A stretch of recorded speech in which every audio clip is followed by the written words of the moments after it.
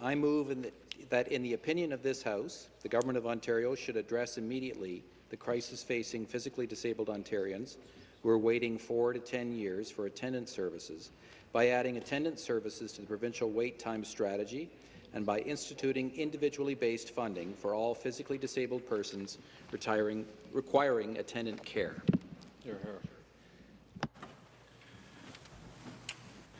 Mr. Arnott moves private member's resolution number 55. Pursuant to Standing Order 97, the member has 12 minutes for his presentation. Member from Wellington Alton Hills. Thank you very much, Mr. Speaker. For some of us in this House, it's easy to become fixated on the hot issues of the day, as defined by the news media, what we see in the paper or what we hear on the news. Some of us occasionally need to be reminded, however, of the need to go back to basics and do what we must do as members of provincial parliament.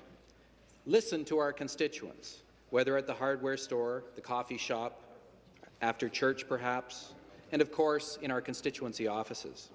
For our first obligation and our most fundamental responsibility is to respond to their concerns and work to improve their quality of life. That is precisely what I would hope to accomplish in moving this resolution today, Mr. Speaker. Debbie Black is one of my constituents from the Fergus area, and she came to my riding office in August to express a concern that for far too long has been off the radar. And I'm delighted that Debbie is here with us today along with her parents, Gord and Glenna Black.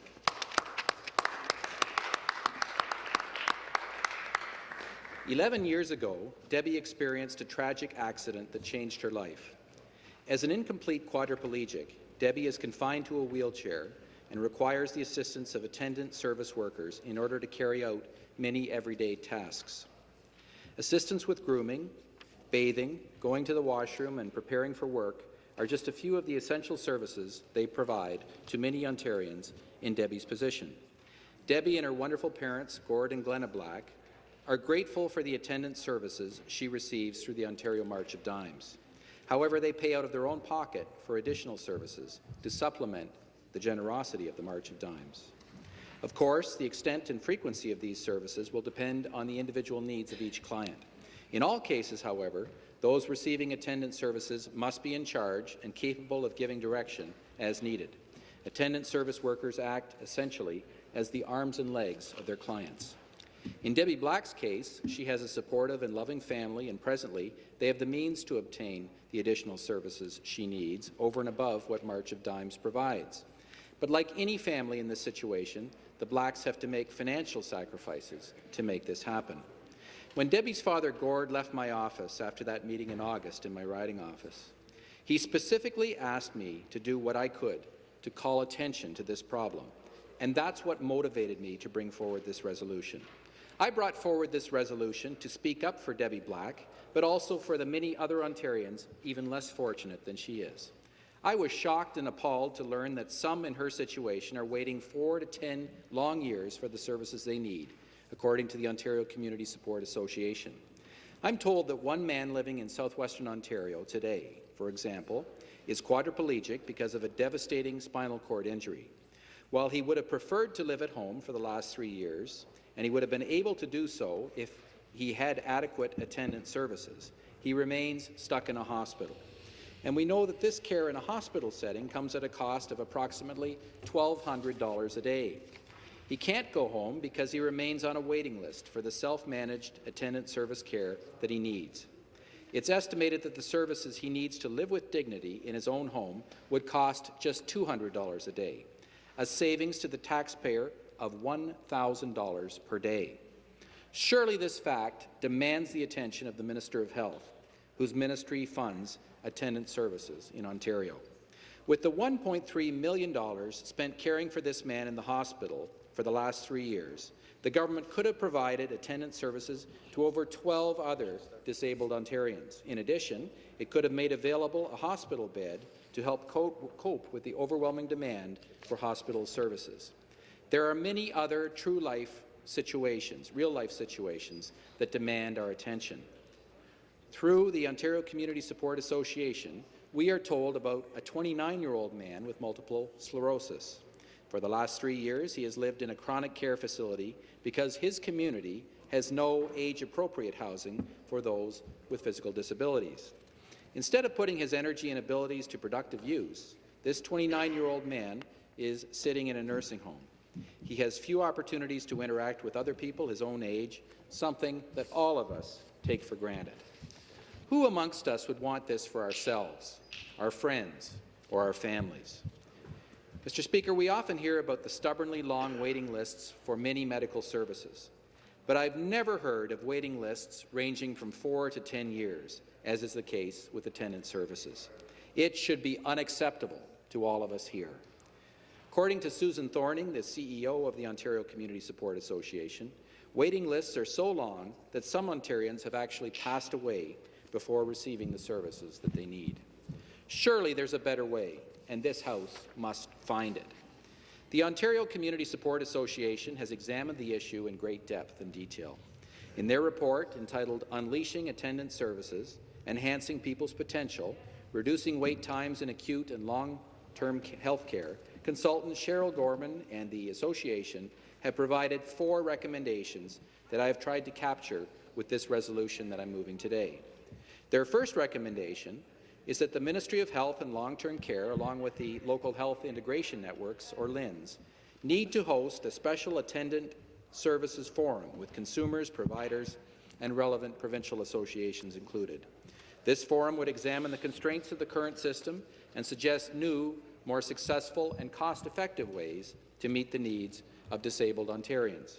In order to address the unacceptable wait times for attendant services, the Ontario Community Support Association's second recommendation is to add attendant service wait times as a priority within the provincial wait time strategy. It would have the Ontario Health Quality Council report annually on the progress that's being made. Of course, this is a key aspect of the resolution that we're debating today. Third, Ms. Gorman and the Association recommend that the Ministry institute individually based funding for all persons requiring attendant services. This would ensure a secure level of ongoing services to maintain independence and make the services portable, allowing them to follow the client if the client moves. It would secure base stabilization funding for service providers to ensure the ongoing infrastructure and capacity to provide the services needed. Again, this is part of my resolution. I should note, Mr. Speaker, that individually based funding is not a new concept in Ontario. In fact, developmental services through the Ministry of Community and Social Services are already funded in this way. As compared to most of the funding in the current funding model for attendant services, which provides lump sums to various service agencies, regardless of the number of people who actually need the services, individually based funding just makes sense because it empowers the client. Their fourth recommendation is for an immediate infusion of additional funding for existing services and clients. Not only are we failing to keep pace with the growing need, we are also failing to keep pace with inflation over the years. For in recent years, attendant service providers have seen their actual spending power decrease by 23%. Today, I'm told that attendant service workers earn between $14 and $18 an hour for what is often sensitive and part-time work. At a time of surging demand for services and limited human resources, this funding challenge is becoming unmanageable. But as I mentioned, Mr. Speaker, reallocating our funding to attendant services should lead to a net savings for the taxpayer. In its October 21st editorial endorsement of my resolution, the Guelph Mercury called it, and I quote, "a cost-effective, humane solution," end quote. It makes sense to allow people to move out of expensive hospital and long-term care facilities into less expensive and more appropriate homes that suit their needs and aspirations. In many cases, this would mean entering supportive housing environments under an arrangement that is flexible, efficient, and cost-effective. But this is just one possibility that we must explore, and I would hope we could do that through an attendant services forum, which the Ontario Community Support Association has called upon us to convene. I know that the Association would also want me to inform the House of the United Nations Convention on the Rights of Persons with Disabilities. This convention declares that persons with disabilities must have access to a range of in-home, residential, and other community support services, including personal assistance necessary to support living and inclusion in the community, and to prevent isolation or segregation from the community. The House of Commons in Ottawa unanimously ratified this convention in April earlier this year. But I ask, have we in Ontario done our part? Have we done our best to achieve its spirit, its clarion call for action? Today, there are just under 2,000 Ontarians living in supportive housing. They are already receiving some attendance services, but many require additional care. And the funding dedicated to supportive housing is reaching existing clients, but it is not opening new spaces for new clients, and that's a serious problem. For the people who need them, attendance services are not optional. They are absolutely necessary.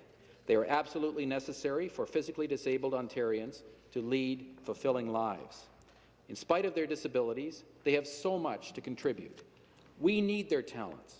We need their participation in our economy, our communities, our society. In addition, the services are absolutely necessary so that clients' families can spend more of their own time as they choose. That, Mr. Speaker, is why this is a priority for me.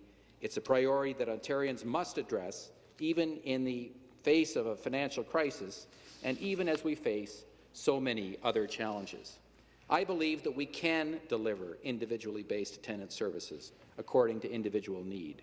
I believe we can do it right across the province, and we can make this funding portable so that families are free to live in the communities that they choose. As I hope I've demonstrated this afternoon, Mr. Speaker, we can do this efficiently and affordably according to service models that have already been proven to be effective. There are hundreds of our fellow citizens who deserve better. Debbie Black and her family deserve better. Our great province can do better, it must do better, and it will do better.